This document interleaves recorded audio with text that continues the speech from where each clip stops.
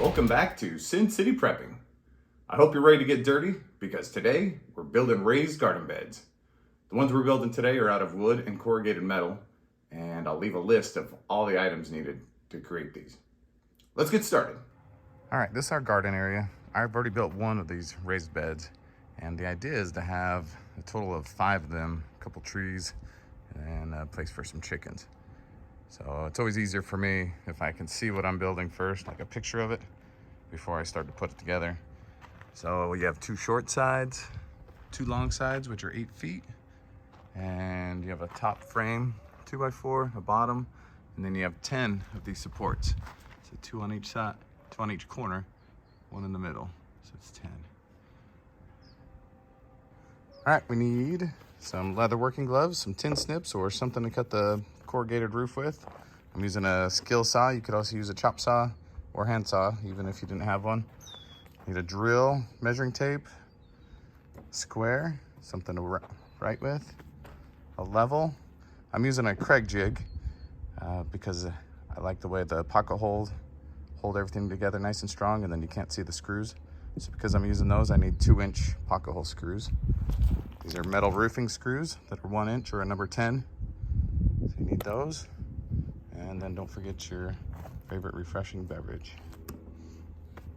Almost forgot, we're gonna need some outside wood screws. These are the 1 5/8 inch. The first thing I like to do is get almost all of my cuts out of the way. So I need to decide how tall all of my supports need to be. The corrugated metal is 25.5 inches. And then the 2x4s are about 3.5 inches. So 2 of those, 1 for the top, 1 for the bottom, is 7 inches. Minus from the 25.5, it's gonna leave us 18.5 inches. So we need 10 supports at 18.5 inches.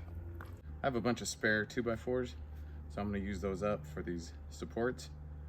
But if you didn't have any and you bought a bunch of 8-footers, you would take 2 of the 8-footers to make all of your 10 supports. So measure out to 18.5.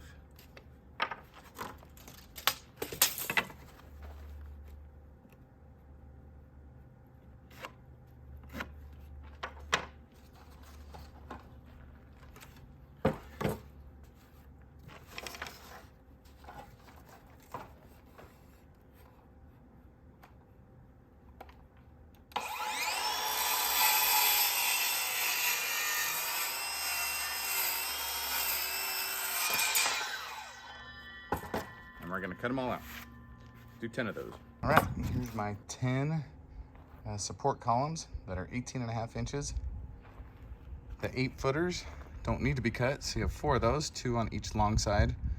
And then you have 2 4-foot sides. So if you have an 8-footer, you need to cut those in half to 4 feet. So you'll need 4 of those. All right, if you're using the Kreg Jig like I am, this is the down and dirty, quick, easy way to set it up.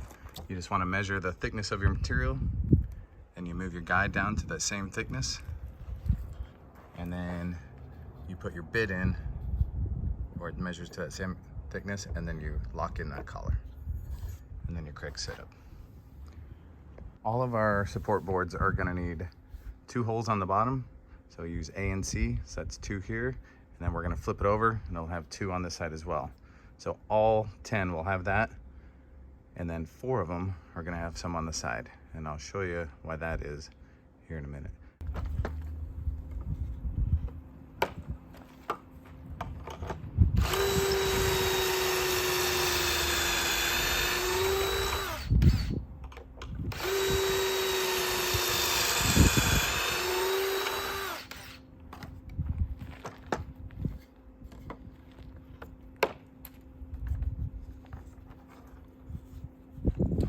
Sometimes you can get some of the, depending on how wet your wood is, you can get jammed up in your drill bit. I just keep a little nail here so I can get rid of it before it gets all jammed in there.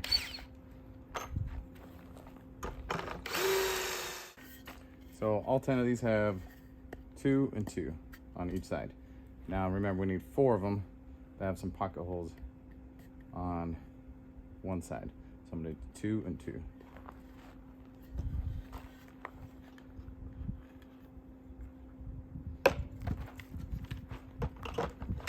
All right, so all 10 have them on both sides, and then 4 of them have them like that. You don't need to measure them.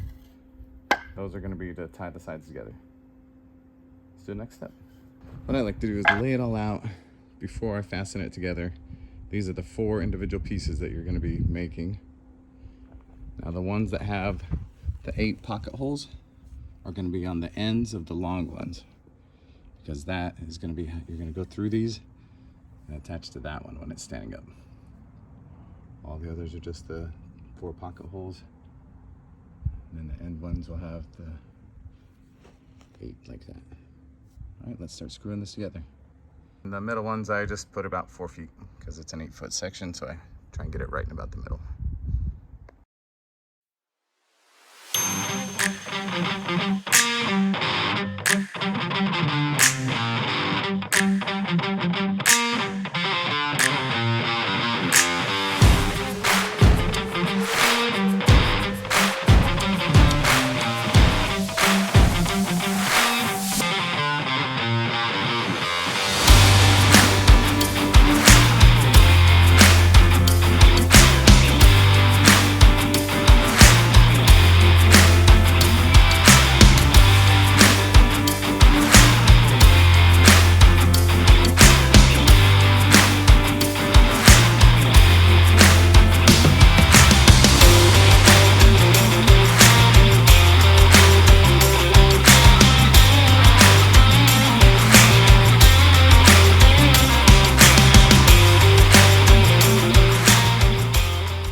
All right, you should have all 4 sides put together.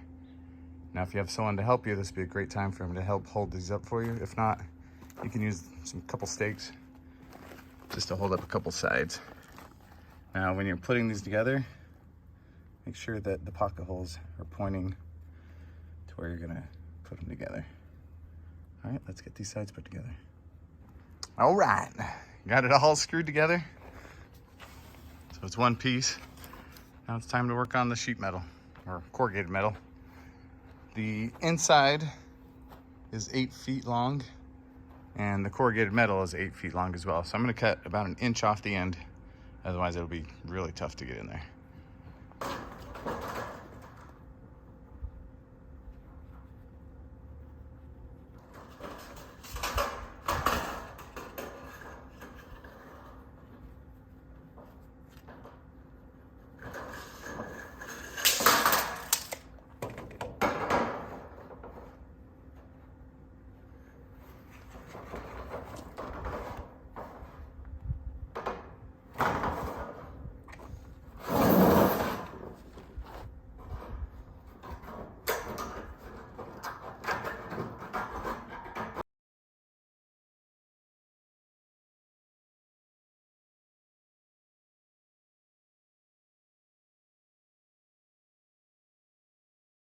All right, our 2 sides fit really good in here, so I'm gonna actually start screwing them down using those roofing screws.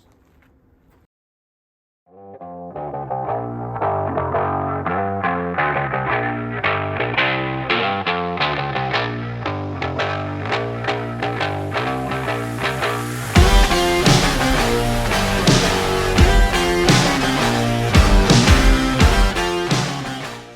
right, so we've got both long sides screwed in. Now it's time to cut the 2 sides and get those put in too. All right, we're just gonna measure from side to side.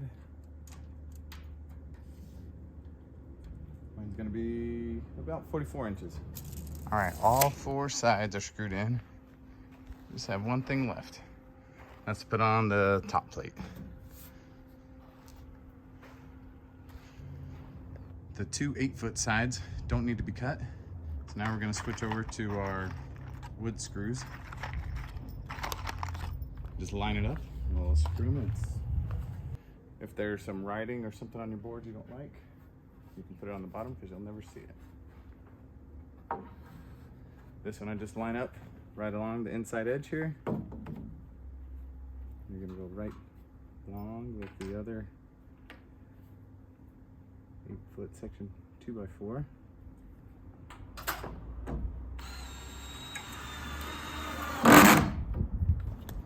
All right, now for the last piece, we need to measure across to the end of each side of the 1x4s.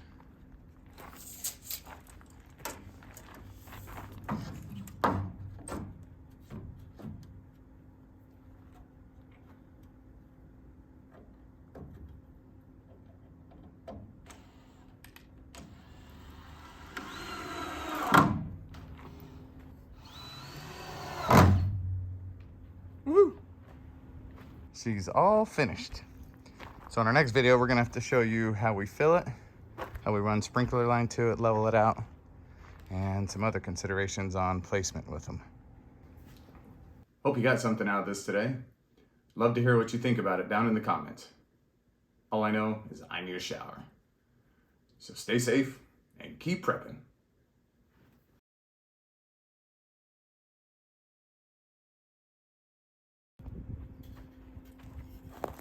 So that's 10 of them. They all have these pocket holes. Oh, not that one. Just gonna put it on the bottom.